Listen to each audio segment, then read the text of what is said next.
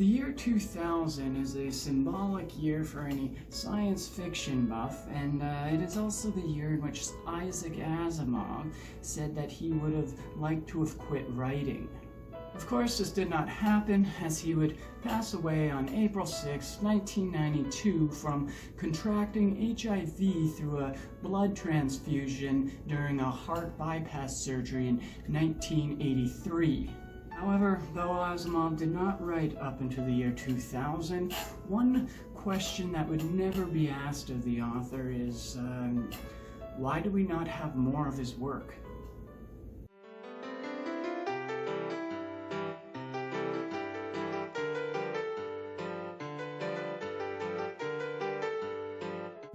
For one to call Asimov an overachiever is an incredible understatement. A lot of what I'm going to say at the beginning of this video, a lot of major Asimov fans will already know, as they would have to, because to know a little bit of this particular author's work is equivalent to knowing your average author's career. So instead of making a video on the importance of his most celebrated works, such as I, Robot or the Foundation series, I'll go over some of the key points, and hopefully by the end of it all I'll have said something that hasn't already been said about the author, or give a new perspective on something. Probably not, but let's see where this goes. By the time Isaac Asimov hit the science fiction scene, it had already been a recognized genre for nearly 20 years. Although what could be classified as science fiction goes back much further, many pointing to Mary Shelley's Frankenstein as being the first science fiction novel. But one person that would not agree with that statement is Isaac Asimov himself.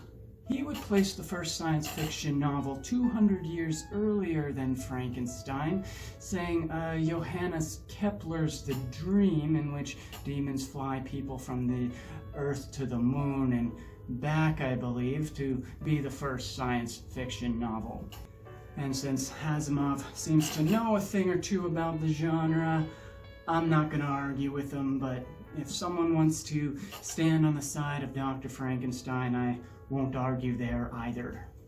In any case, though these past novels have many elements that can be found in the genre, it wasn't until the 1920s that the term science fiction was popularized by an American publisher by the name of Hugo Gernsback. And though that might be true, Asimov would not have his name printed under the genre until 1939 in an issue of Amazing Stories, an American science fiction magazine that was started in 1926 by Hugo Gernsback himself. It was in fact the first magazine that was completely dedicated to science fiction and still runs to this day online and in print, at least while this video is being filmed. The story that Asimov had published is one called Marooned Off Vista, and though it was the first one he had published, it was actually only the third story that he had ever written at the age of 18.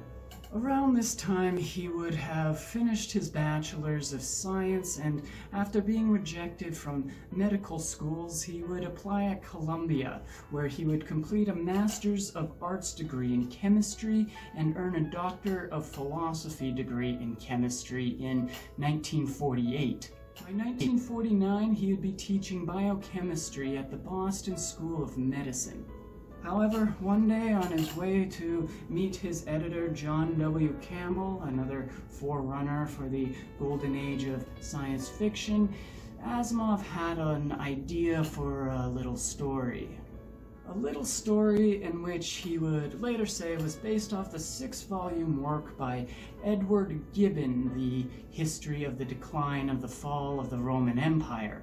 This story would develop and fracture off as he passed ideas back and forth to Campbell, taking many stories that he had published with Astounding Magazine, and by 1951 he would have published the first novel that would become a trilogy, one of the most beloved and well-known trilogies of all time. Of course, I am talking about the Fall of the Galactic Empire, the Foundation series. But as mentioned, many of these stories were previously published with Astounding Magazine before 1951, at least for the 5 stories. In fact, the first story could be seen going all the way back to 1942.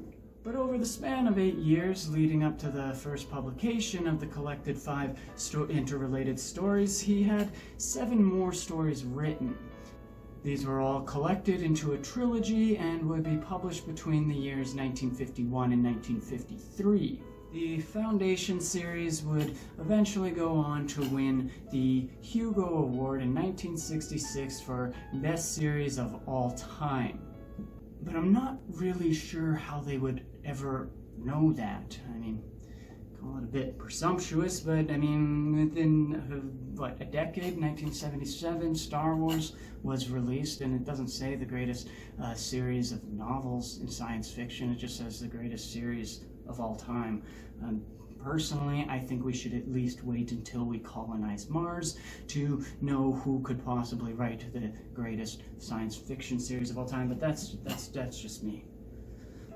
Anyway, Asimov had always believed that the 2 most important contributions to science fiction that he would give is the Foundation series and the 3 Laws of Robotics. And it does seem that he may have been correct on that. Now, to see what the 3 Laws of Robotics are all about,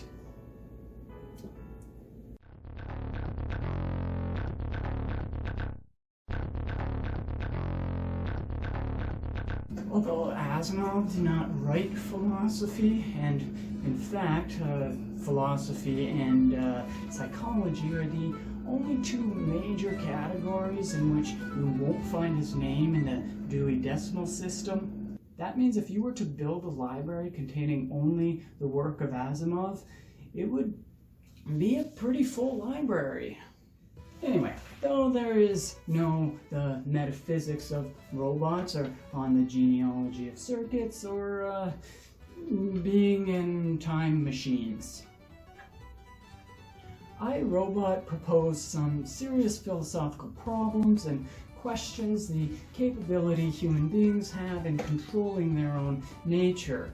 And this isn't the robot in Descartes' cutie in Story 3 asking these questions, even though there are some clear-cut philosophical points to be had in each story separately, there is in fact an overall philosophical statement, not just in I, Robot, but all of Asimov's stories involving robots, which there were a lot, and most of them, at least from what I've read, are interconnected. Asimov was essentially the Aristotle for robots, creating the golden rule for robotics, if you will.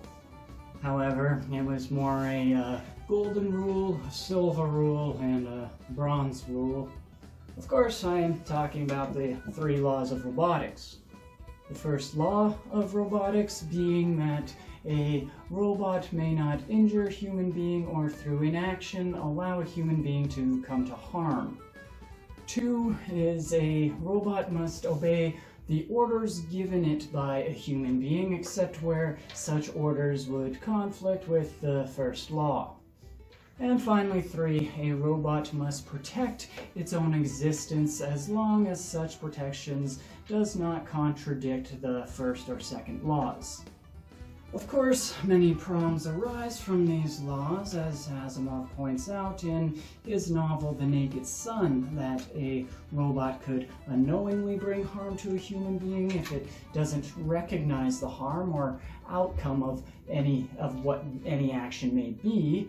Then in that case, a human being could take a task and divide it between multiple robots so that they remain unaware of the outcome of the actions they're committing. What Asimov is essentially getting at, what I believe he is anyway, and if you think I'm wrong, be sure to mention it in the comments below, is the issue that Immanuel Kant had with the golden rule, do unto others as you would like done unto you. What Kant says about this rule, and the reason he has an issue with it, is that it makes the morality of an individual based solely on one's own personal desires.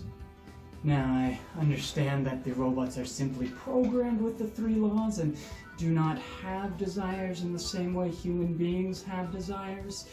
But I also understand that these robots have desires in the exact same manner as human beings have desires. See, because of the second law, a robot's function works similarly the way human consciousness works with, us. If a robot is programmed to obey the orders it is given by the human being, then the robot is an extension of the desire of that human being. If a robot was then programmed to understand the concept of free will, it would have to create a kind of phenomenology around the human being, the same way we do around consciousness. The robot would then come to the conclusion that it could only have desires if the human being had desires, the same way we can have desires only if we are conscious of them.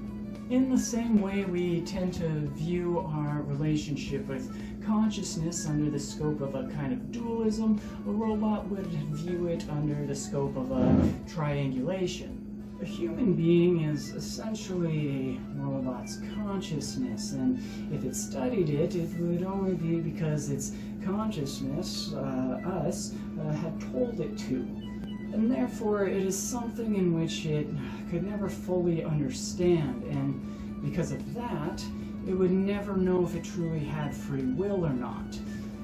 Now, a robot that has the capability of recognizing self is the moment it is able to recognize the human being as other. And in this case, it wouldn't actually be science that has gone too far, as we would like to say, but something much more complicated. Some kind of quantum mechanic leap that we are yet able to understand ourselves. And maybe we don't understand it because we are the robots that are studying it. Of course, robots in the stories Asimov wrote carried much more human characteristics, often showing change in emotion and a consciousness that seems to be able to evolve over the span of a single story.